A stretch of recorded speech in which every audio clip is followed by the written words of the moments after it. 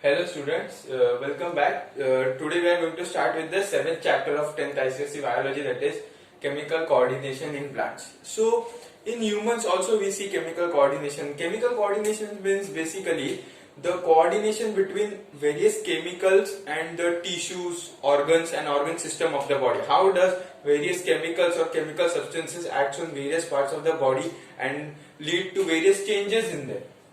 So chemical coordination in plants. First of all, we should learn two terms over here. One is stimuli and other is response. Now, what is the difference between stimuli and response? Okay. See, for an example, you are sitting in a room. A mosquito comes and sits on your hand. The mosquito then bites you. And because of that biting of that mosquito, your skin starts getting itching.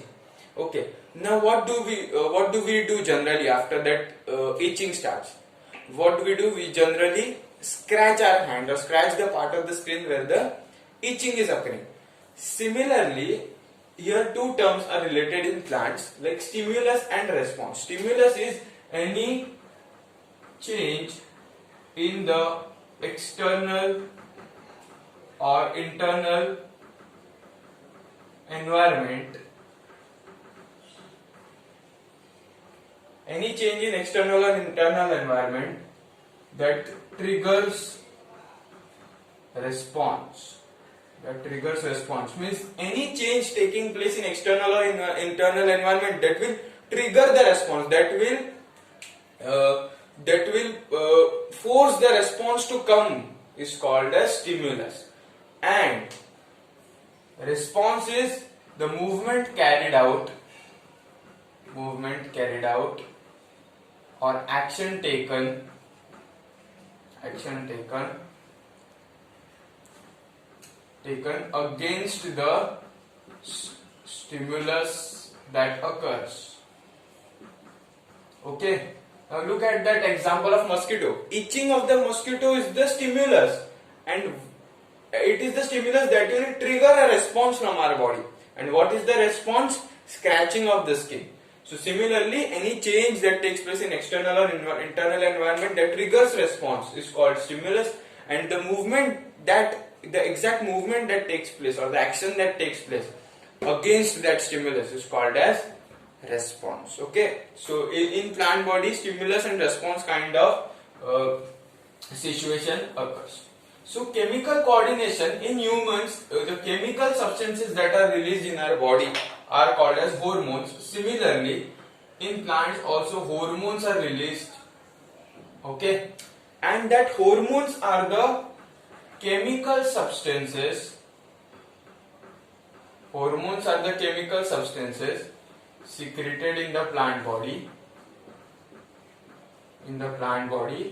In response to certain stimulus. Okay, hormones are the chemical substances that are released in the plant body, and they are the responses for certain stimulus. Like stimulus can be anything like sunlight or rainfall, excessive heat, excessive water, moisture, anything. So that is the stimulus, and in response to that hormones are released. So the releasing of the hormone is called as a response that is generated, or the response that is given by the plant body. So now we are going to learn about the various hormones. Now in this chapter what we have to basically learn is, objectives. What is the objective of this chapter? We need to learn plant hormones. Okay, what are the different types of hormones? Like 1, 2, 3, 4, 5. 5 hormones are given. I will label them: auxins, gibberellins, cytokinins, okay, ethylene, and ABA, that is also called as abscisic acid. These are the 5 hormones that we are going to learn. And next topic that we are going to see in this chapter is tropic movements. various kind of tropic movements. Tropic movements means I will come to that later when we learn the topic. So basically, you just remember that we need to learn these two topics in this chapter. Plant hormones. There are 5 in number. So each one of the hormone has its specific function. So we need to remember its functions. Each one of them is very much important. Auxins, gibberellin, cytokinin, ethylene, and abscisic acid. And next is tropic movements, means movement of the plant body in response to certain tropic changes. We'll come to later that. Come over to. So 4 or 5 tropic movements are there. So let's start. One by one we'll learn about each one hormone. Now, see, I am writing the functions of the hormones like this. Okay, but sorry, don't get confused because I am not differentiating them. I will write here, I am not distinguishing between the hormones. Okay, I am not distinguishing between the hormones. I have just made columns so that I could write down the functions of the hormones properly. Okay.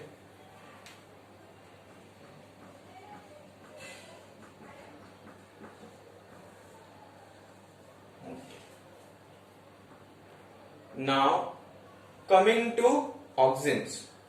Auxins was first of all, very first, auxins was isolated by, just remember few things. Auxins was isolated by F. Wendt. A scientist was F. Wendt. Auxin word comes from the word auxane, and that means to grow. Okay, and it is also called as growing hormone. Okay, growing hormone because it is very much involved in growth of the plant body. It is very much involved in growth of the plant body. So what will you remember about auxins? It was isolated by F. Wendt, and it is a powerful growing hormone, or it is very powerful growth stimulator, and it came from the word auxane, which means to grow. So the natural form of, see, the name auxin is the general name given to the hormone, but the actual see, like the alcohol that is normally used in various beverages, we generally say it alcohol, but the chemical that alcohol used is ethyl alcohol. So chemically it is called ethyl alcohol, but in general language we call it alcohol. Similarly, auxins in general language is called auxin, but the natural form of auxin found in plants is IAA. It is called as indole 3 acetic acid. This is chemical name, you won't understand it here. Acetic acid is a kind of acid and indole is a chemical compound, and 3 is the number given while naming the compound. So just remember, indole 3 acetic acid is the natural form of auxin found in plants. So this was the general information about the auxins. Now we would come to functions. Very generalized functions I would write in very short. You can refer to your textbook for detailed information. I will write only 1 to 2 words about the general, or what you can say, general functions. First, it is involved in cell growth elongation. Like cell growth, see, we had called it the powerful stimulation of growth, stimulant of growth. It is the growing hormone. So its first major function is cell growth. What is cell growth? Basically, the increase in the size of cytoplasm. Okay, increase in the thickness of the cell wall, cell membrane, so that the cell size can increase. Elongation means increase in size of the plant body. Next, it is found in majorly in growing parts of the plant, like apical bud, root apex, etc.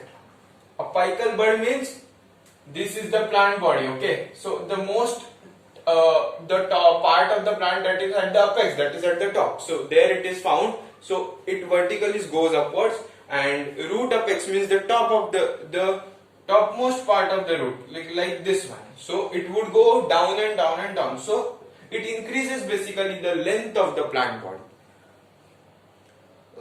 Third, an important function of the auxins is it delays leaf senescence. Now, what is senescence? Senescence is basically aging of the plant. So, see, you might have seen the ads of Fair and Lovely or face wash or anything related to beauty products on television. They say that it has anti-aging properties. Anti-aging properties means the products have some kind of chemicals that does not allow your skin to deteriorate or the quality of your skin to go down with that naturally occurs with the age. So the chemicals don't allow the property or don't allow the skin quality to decrease or something like that. So here is the same thing. Auxins present in the plant body delays leaf senescence. If auxins are present in the plant body, the leaf that are going to grow old and fall off from the plant body, the aging of the leaf, that is growing old of the leaves, would be delayed by the plant. That is, the leaf would be remaining younger for a longer period of time. So this is called as delaying leaf senescence, that is elongating its period of youngness, that is not allowing the older characteristics to come very much early in its life cycle or throughout the life. I will erase the first two. Moving on to the next functions.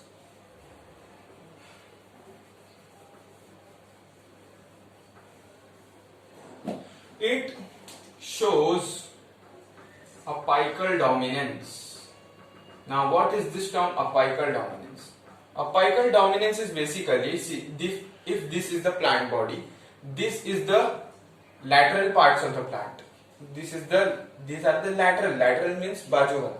So lateral means side wala part of the plant body, and apical means apex wala part. Okay.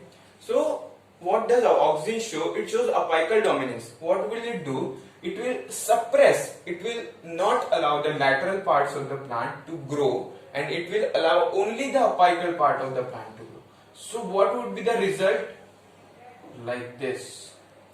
Its length would increase vertically, but lateral growth would occur?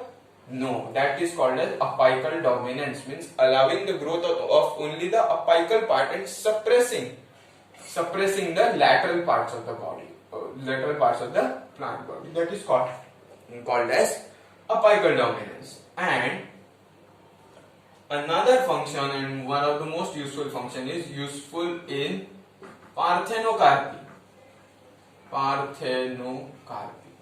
Now, what is parthenocarpy? I would erase this. I hope that you might have noted down. Parthenocarpy is production of the fruits without fertilization process. Production of fruits without process of fertilization. See, in the 9th standard you have already learned that ovary grows into fruits and ovule grows into seeds. So this occurs after fertilization has taken place, that is after the male gamete fuses with the female gamete and another male gamete fuses with the secondary nucleus or the polar nuclei, and triploid is formed, okay, and ovule is converted into seed and ovary is converted into fruit. So that process is the complete fertilization, after which the fruit is formed. That is called true fertilization. But sometimes what happens, without even fertilization taking place, fruits are formed. So that is called as parthenocarpy, and in parthenocarpy seedless fruits are formed generally. For example, apple does have seeds, okay? For example, apple, banana, strawberry, etc. Apple generally does have seeds, but it is called as parthenocarpic fruit. We don't know exactly the reason for that, but it is there. So these many were the functions of the auxins. I hope that you might have noted all the functions very much properly. Okay, I am erasing this.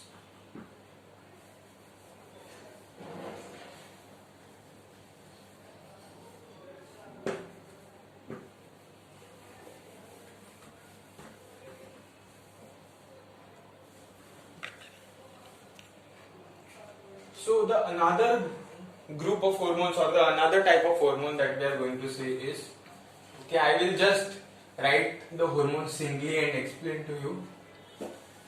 There is no need to compare. Gibberellins. Gibberellins are the group of hormones that were found very much earlier, means that were the first hormones to be discovered in the plant body, and it is the group of hormones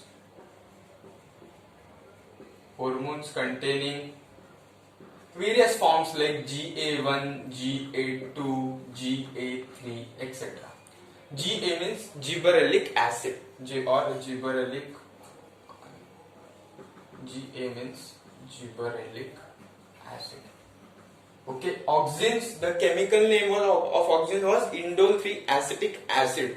The chemical name of gibberellins is gibberellic acid. So this hormone is also acidic in nature.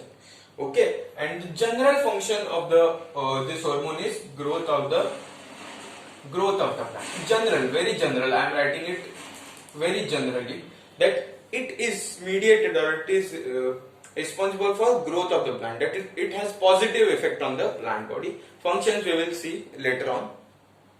Okay, and it is found in, or it is distributed in meristems.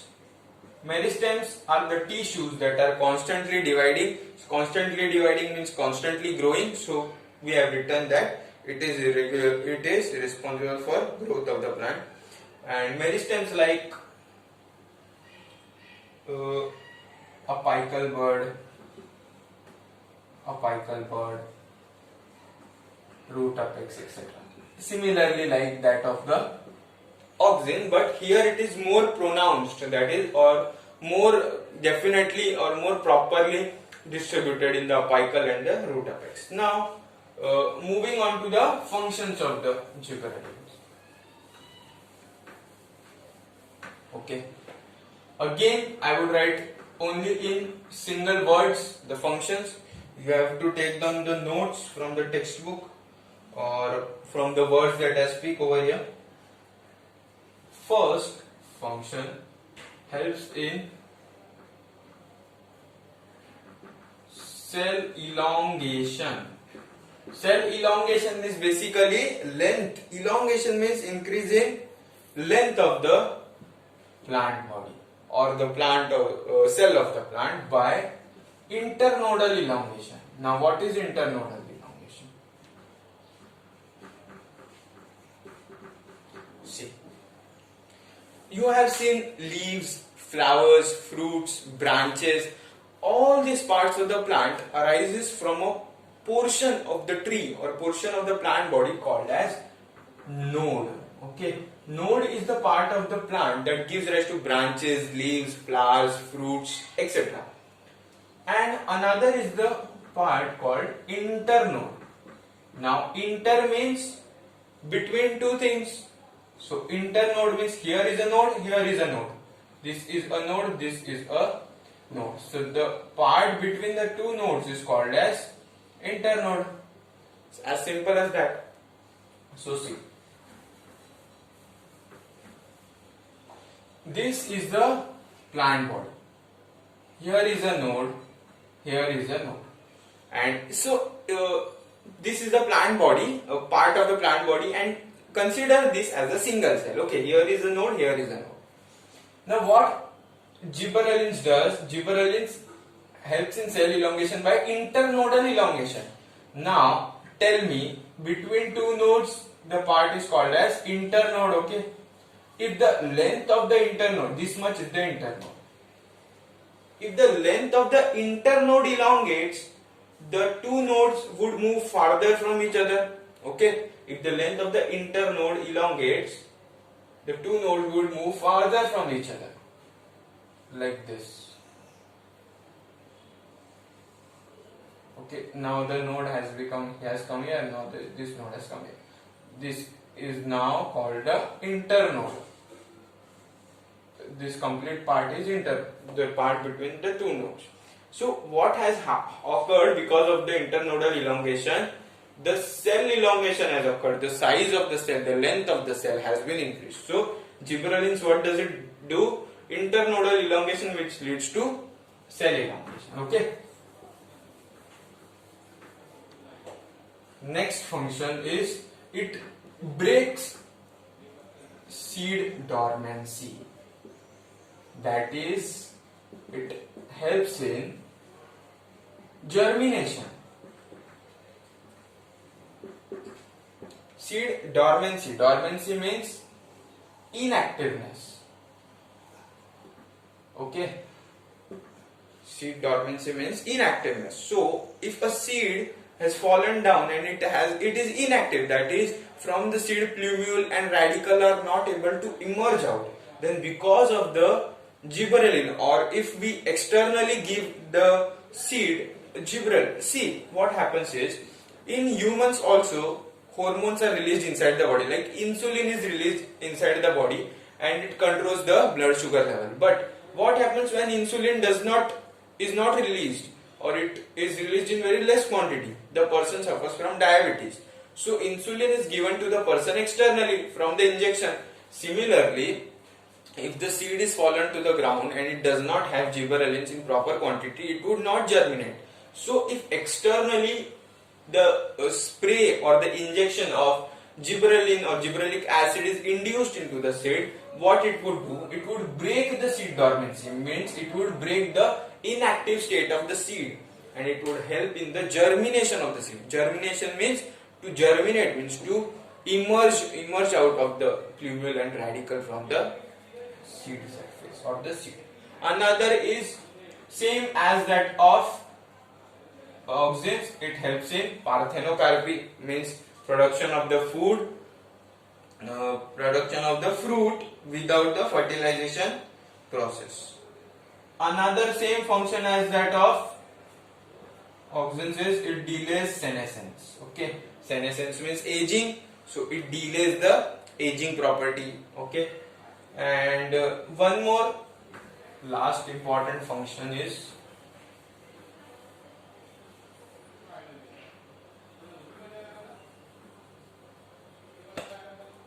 it increases the size of the fruits. Okay, you might have seen the watermelons in the market. Okay, they are small in size, but after few days they become larger in size. Why does that occur? It is because of the injection of gibberellic acid or the gibberellins. It increases the size of the fruit. It also increases the length of the stalk of grapes. Okay, you might have seen, this is the stalk of the grapes. Okay, these are the grapes on that, like this. If the length of the stalk of the grapes would increase, eventually the number of grapes born on that would increase. So it helps in economic importance. Okay, economic importance also occurs in gibberellins. And one last function, it is used in brewing industries. Brewing means industries that are involved in making of alcohol and alcohol-like products. Okay, that are called as brewing industries. So these were the functions of the gibberellins. Okay, few of the functions. I hope that you might have noted this down. The next hormone that we are going to study is third hormone, and that is called as cytokinins. Okay. Cytokinin hormone was discovered or was found by Skoog and Miller. Skoog and Miller. They were the two scientists. They found out this hormone from the plant body, or basically from they extracted this, discovered this, and named it cytokinins. And it is found in root, or it is produced in, I would say, produced in root parts and later distributed to xylem elements, and from the xylem elements they are transported to various parts of the body. And its general function, if you have to write, is again growth of the plant. Very general function. All the three hormones that we have studied so far is they are acting, if you have observed, they are acting positively to the plant body. They are acting as positive force to the plant body. That is, they are increasing or the promoting things for the plant body. They are for the good of the plant body. Okay, they are doing good things for the plant body. They are useful for the plant body. So, in general, I have written growth of the plant. So, let's study the functions now of cytokinins.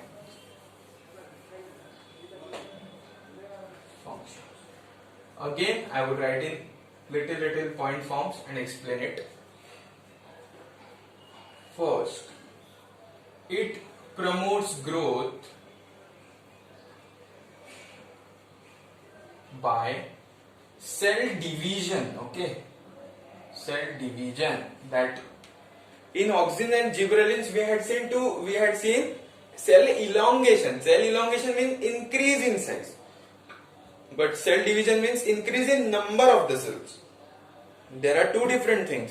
Increase in number is different and increase in size is different. See, this is a cell. This is increase in size, but this is increase in number. So, this is done by auxins and gibberellins, and this is done by cytokinins. So, basically the function of cytokinin is cell division. Okay, cell division of the tissues or of the cells. Okay. Second, it inhibits apical dominance. Apical dominance. Now, promoting the apical dominance means promoting the apical bud to grow and suppressing the lateral part.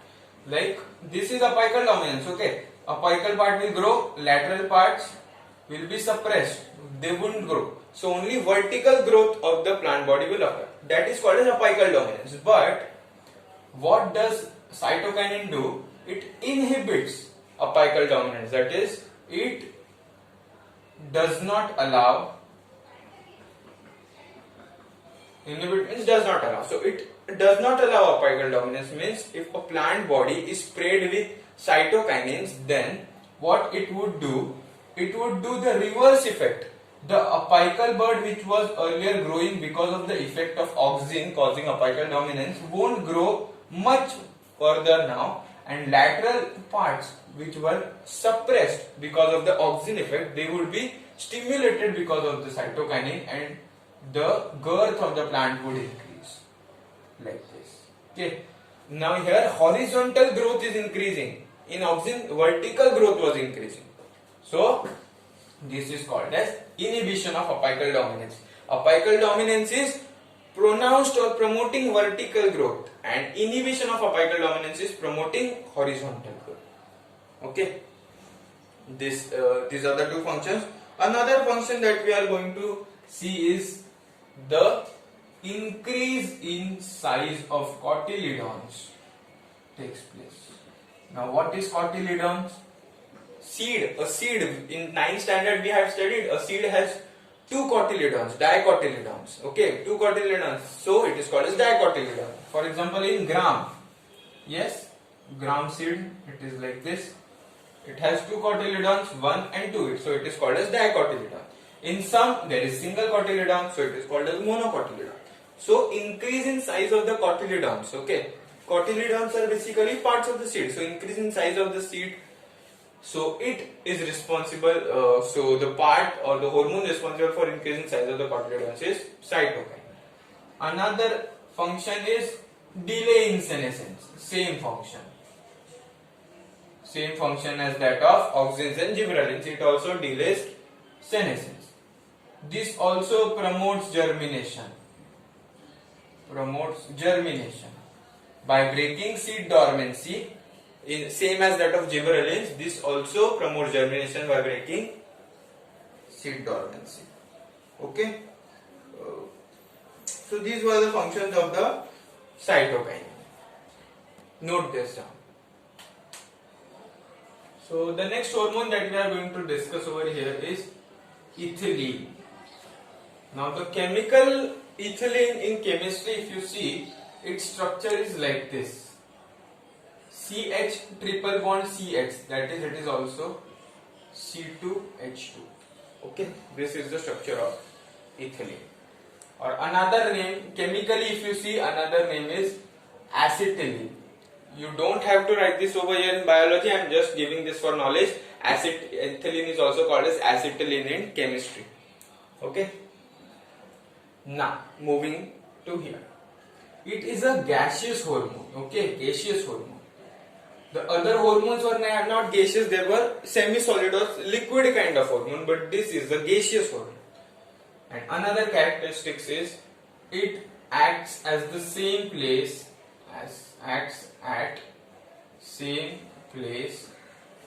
where it is produced. Looking at the earlier three hormones, auxins, gibberellins and cytokinins, they were produced at some different part of the body, but their action were on some different part of the body. That is, the hormone was transported from one part of the plant to another for taking its action on the different parts of the plant. But in ethylene, it is not like that. It is secreted by the same part and acts on the same part. Okay. And for example, if you see, what happened is how it was deduced that it acts at the same part from where it is released. What was kept was a few ripened oranges were kept along with bananas. Okay, fully ripened oranges were kept with bananas. So they were kept together for few days, and after few days it was observed that the bananas which were unripe became ripe because of the hormone or because of the some substance released from the ripened oranges. The ripened oranges had released a substance called ethylene, and that acted on the adjacent fruits kept to oranges, that is bananas, and it helped in ripening of the fruit banana. So studying that the hormone or the plant growth hormone ethylene was discovered by Gane, G-A-N-E, Gane. So in this way ethylene was named basically. So now moving, and another thing I would like to add about this is it has two kind of functions. First three hormones that we have seen, they are positive, they act positively to the plant body, but this hormone ethylene has positive as well as negative effects on plant body. Okay, it can also act negatively, that it will promote some activities, it will inhibit some activities. So ethylene is called as positive and also negatively acting hormone. So few functions rapidly we would see. First is ripening of the fruits. Okay, fast ripening of the fruits. So if the ripening has to be hastened, that is the period of ripening the fruits has to be hastened, so ethylene is given.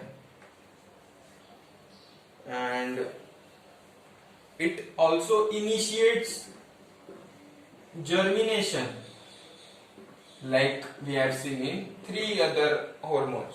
In germination in peanuts. In others it might also, but in textbook it is given peanuts, so we are writing peanuts. it also induces flowering.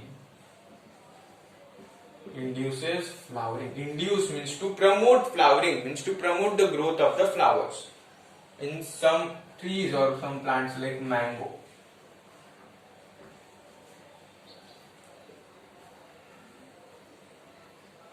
And it initiates the growth of the root and root hair formation.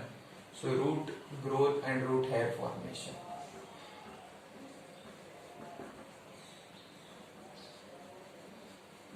And another function you can say is it accelerates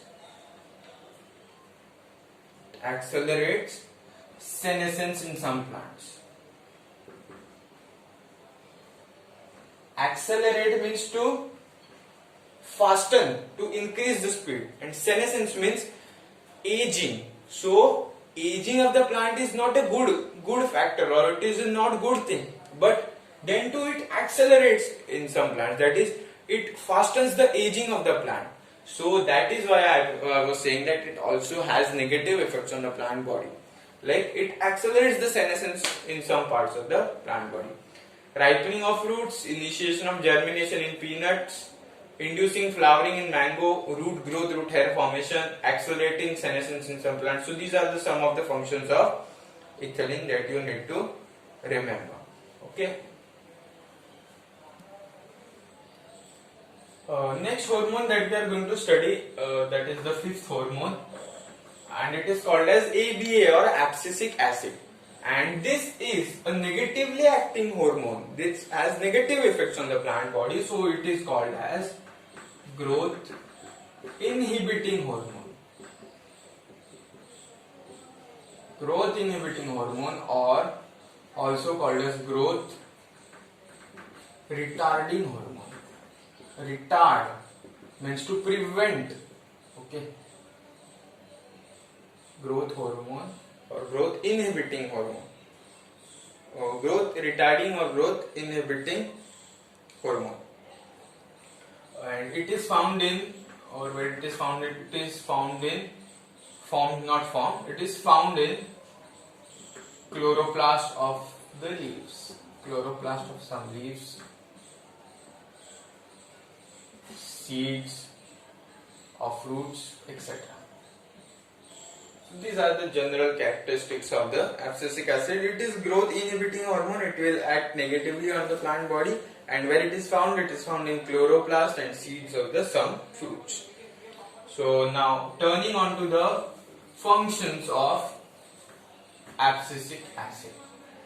So see, it has negative effects. So first of all, most important point is it also accelerates senescence. Okay, senescence means aging, so it fastens the aging. So the parts of the plant would become faster old if it has high contents of abscisic acid. It closes the stomata. So if the stomata is closed, then during the daytime, when the sunlight is available, carbon dioxide will not be able to come into the plant body. So photosynthesis won't occur. So it closes the stomata. And next you can see the function is it slows down metabolism in plant body. Metabolism is basically the chemical reactions that takes place in plant body. So because of the chemical reactions, ATP is produced, energy is produced, and because of that energy, various plant processes takes place very properly or very fast or very efficiently. But if it slows down, the metabolism is slowed down, the ATP won't be produced that quickly, and the energy of the plant won't get energy that efficiently or that properly. Next function that we are going to see is it inhibits seed germination by maintaining seed dormancy. Other 3 or 4 hormones that we have seen, They promote seed germination by breaking seed dormancy. It inhibits seed germination by maintaining seed dormancy. Seed dormancy means maintenance of the inactive. See, the seed is able to germinate. Don't take it in the different way. What you need to remember is the seed is able to germinate, but it is in inactive state as of now because of the increased quantity of the hormone. As soon as favorable conditions would occur, the seed would germinate. But now at present it is inactivated state, that is, it is not germinating currently. So this effect of this hormone has a positive effect at the sideways. What it is, because of the inhibiting of the seed germination, this characteristic helps to withstand desiccation. Now what is desiccation? See, I would just say it, you need to note down in the book. It inhibits seed germination, which is not a good thing, but it sometimes has a positive effect. How? See, the seed dormancy is broken down by gibberellin, for gibberellin. But what if the gibberellin is not present? The seed won't germinate, so it would have negative effects on the seed. The seed may die due to the absence of gibberellin. But what does abscisic acid do in absence of gibberellin? Abscisic acid is secreted. It inactivates the seed. It maintains seed dormancy. That is, it won't be helping in germination, but it won't also allow the seed to die off.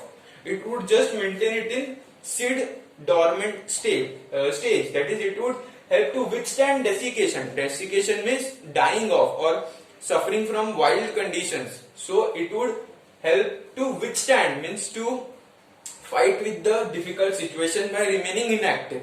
So this is the positive effect that you can see from the abscisic acid. So basically, you can say abscisic acid increases the tolerance of the plant. Okay, it increases tolerance of the plant. So this was the basic functions of the abscisic acid: accelerating senescence, closing the stomata, slowing down metabolism, inhibiting seed germination by maintaining seed dormancy. And this the positive effect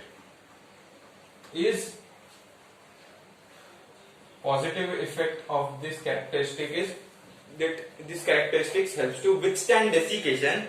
Desiccation means basically dying off or suffering from the wild or the disastrous or the harsh conditions.